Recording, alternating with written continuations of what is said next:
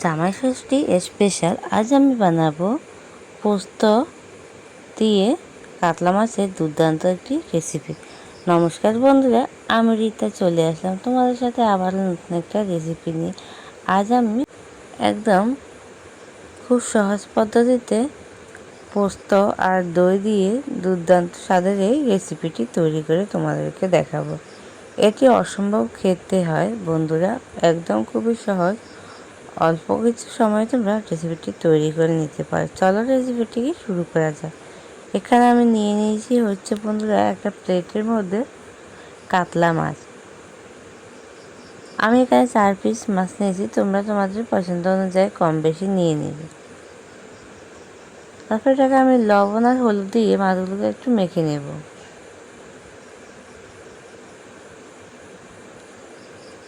মাছগুলোকে এখন লবণ আর হলুদ দিয়ে মেখে নেব।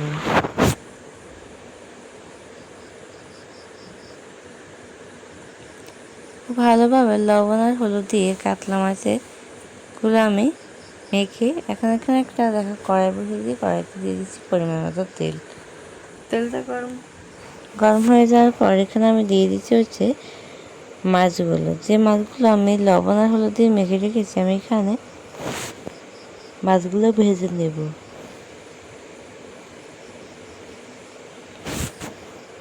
এখানে আমি 2 পিস মাছ দিয়েছি, আর বাকি 2 পিসও পরে দিব। দেখো মাছগুলো কিন্তু একদম লালচে করে ভাজবো না, হালকা একটু লালচে হয়ে উঠলে কিন্তু মাছগুলো আমি নামিয়ে নেব। আমার মাছগুলো কিন্তু পারফেক্টভাবে ভাজা হয়ে গেছে, এর থেকে বেশি ভেজে নিলে কিন্তু খেতে ভালো লাগবে না।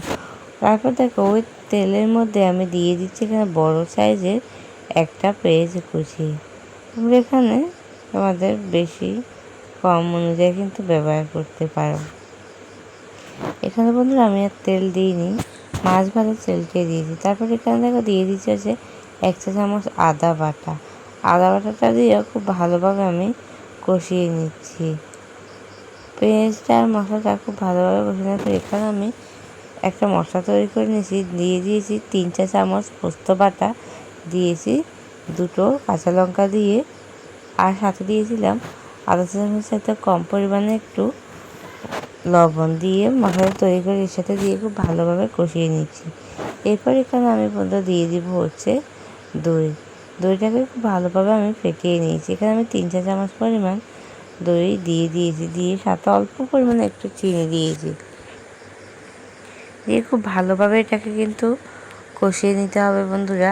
আর টক দইটা দেওয়ার সময় অবশ্যই গ্যাসটাকে অফ করে দেবে, নয়তো একদম লোতে রেখে তারপরে এখানে টক দইটা ব্যবহার করবে।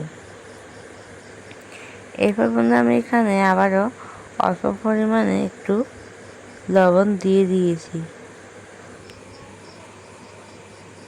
যেহেতু আমি আগেও লবণ ব্যবহার করেছি তাই এখানে কমিয়ে দিয়েছি। টোটালি বন্ধুরা আমি এখানে 1 চা চামচ চাইতেও কম একটু লবণ ব্যবহার করেছি। এরপর দেখো শেষে আমি 2টো কাঁচা লঙ্কা দিয়ে খুব ভালোভাবে কিন্তু এটাকে কষিয়ে নিয়েছি। জলটা কিন্তু একদম কম পরিমাণে দিয়েছি বন্ধুরা, বেশি দেওয়া যাবে না। জলটা দিয়ে খুব ভালোভাবে মাছগুলো দিয়ে দেখো খুব ভালোভাবে কষিয়ে নিয়েছি। আর কাঁচা লঙ্কাটা দিয়েই আমার রান্নাটা একদম পুরোপুরি কমপ্লিট। কাঁচা লঙ্কাটা শেষে দিলে কাঁচা লঙ্কার একটা দারুণ ফ্লেভার আসে। আর দেখো বন্ধুরা রান্নাটা কিন্তু আমার পুরোপুরি কমপ্লিট হয়ে গেছে। কাতলা মাছের দই পোস্ত রেসিপিটি কেমন হয়েছে অবশ্যই তোমাদের সুন্দর কমেন্টে বলে যাবে। দেখা হবে তোমাদের সাথে বন্ধুরা আবার নতুন একটা রেসিপির সাথে। ততক্ষণ সবাই ভালো থেকো, সুস্থ থেকো, সাবধানে থেকো।